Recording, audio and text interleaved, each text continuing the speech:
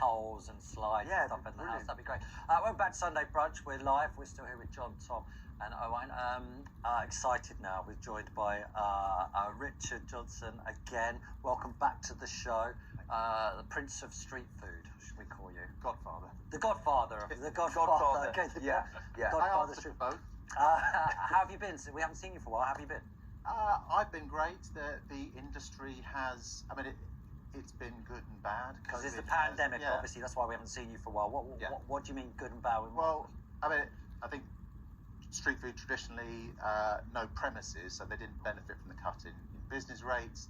Self-employed businesses, so not really grants that they could turn to. Now supposedly back to normal, but the lunch markets aren't there, so because we're all working from home. But some wonderful businesses as well that have survived, because that was the big thing, was surviving, have now managed to pivot. So there's been I think a level of professionalism that's come into the business. So they've learned how to deal with the delivery apps. They have maybe done meal kits. There's been an influx of new blood, people who are, as we all examine our life after pandemic, there's something quite rock and roll about street food, you know? So it's but also, I suppose the other thing about street food is it's become very mainstream. You know, that you look at all the supermarkets and they almost have their own brand of street food, and that's also hard for. It's one of my the bugbears of my life, really.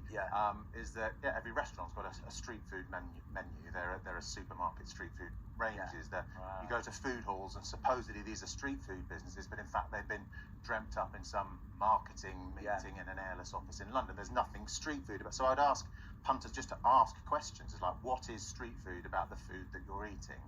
And just, has it come from a small business, from a family business? Well, what's the heart of it? Because this is, when we do the British Street Food Awards, we're up and down the country finding the people with the passion. These are passionate people doing this food. When you buy the food, it's from the person. You're putting money into their pocket. I don't want to run out of time, so quickly tell us when are the British Street Food Awards final? Next weekend, September 9th to the 11th, Hackney Bridge, which is this really cool canal side space in East London, which is great to be back at kind of the birthplace of street food in this country. Brick Lane, Hackney, Shoreditch, that whole beer thing that was 10, 12 years ago when we first began. And we're back there.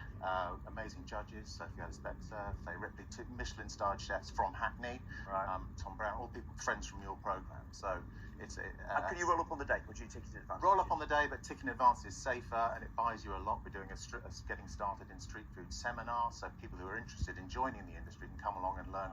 That's good.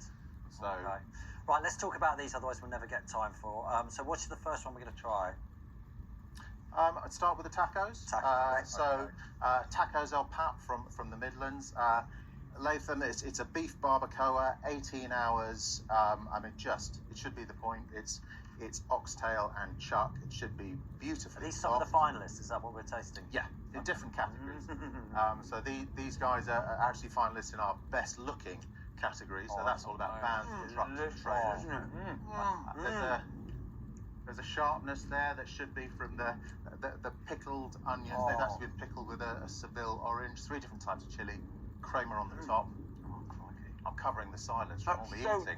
This is, That's so good. And also, actually, don't underestimate the tortilla, because he's been out there in the truck, and the great thing is about street food is you can deliver very quickly. It isn't in a restaurant behind a revolving kitchen door. This was done in the truck, I don't know how many minutes ago.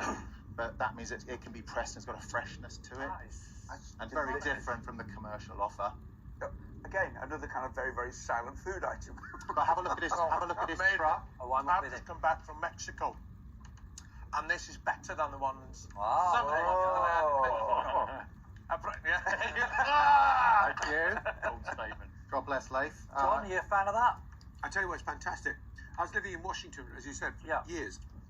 And the food trucks would line up outside offices. Right. So you'd get a long row of food trucks. Brilliant. And they were cooking there at lunchtime. It was the best place to go and get your lunch. Brilliant. Okay. Can I just say we're launching the USA Street Food Awards? Are you? Okay. Yeah. So we already have the European Street Food Awards. It was almost like we'd rehearsed that, wasn't it? It was almost like a segue. Richard, we're going to run out of time if we don't move on to the next one. What's the next one? Next one. So woodcutter's oven from the West Country. We're very lucky to get them up here because normally this is all about locale. They're locavores. They believe in eating local. So none of the ingredients within this pizza have travelled from more than 40 miles away. They're finalists on our sustainability category, which is we do with the Sustainable Restaurant Association. I think the soaps at Can Mills provided the flour from 18 miles away, and it's all about backstory. Just all of these, they've all got a story to tell about the people that had the ingredients that put the smile on your face. Oh, stunning. We got a picture of this one as well.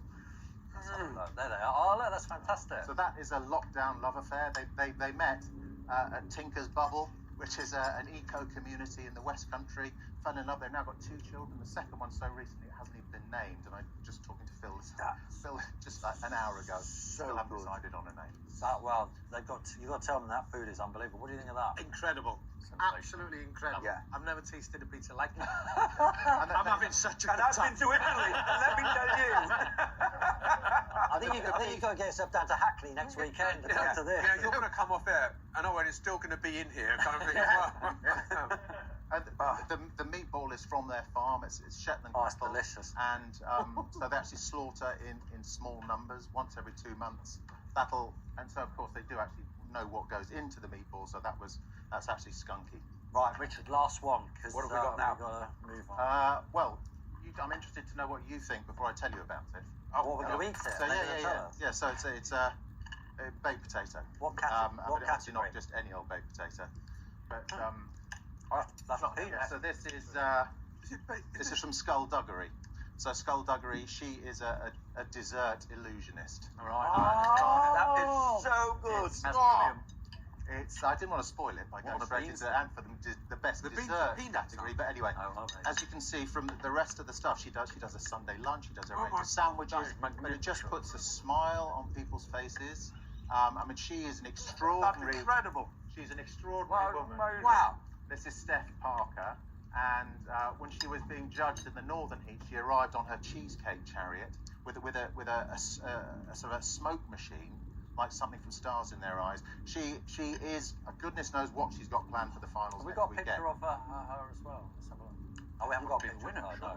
So. That's amazing. She's not only up for best dessert, and I think she's talking about doing something called Under the Sea, which will just look like a huge display of. And it's all hers. That's all dessert. You can eat everything there. Guys, were you the same as me when you saw that? I think Yeah, the baked potato. Bit of a dish with baked potato Also, with cheese. and also a rather wrinkled baked potato, is what I was thinking. Yeah. That is Authentically absolutely wrinkled, delicious. like Yes. Yeah. Yeah. Richard, just quickly, what do the winners get? So the winners get an impossibly large trophy, bragging rights. Yeah. The eyes of venture capitalists on their business, which these are all young business. So we've got Future Food Legend Awards, which will just help them get to the next level. But most importantly, they get to represent Britain at the finals of the European Street Food Awards, which are in Munich in October 7th to 9th. So they're carrying the And now you're country. starting America. Will there be a world championship soon? 2027. 2020. I made that up. I've said it to you now. I'll be back. It's a visual. Brilliant. Absolutely Absolutely magnificent. Really good. All of them fantastic. Thank you. Richard, Oh, thanks great. for that. For all of today's food features, head to our Instagram food account at Sunday Brunch Food. Now, in a moment, we're catching them all with Owen, but first, a look at what's going on in the First States Hotel this week.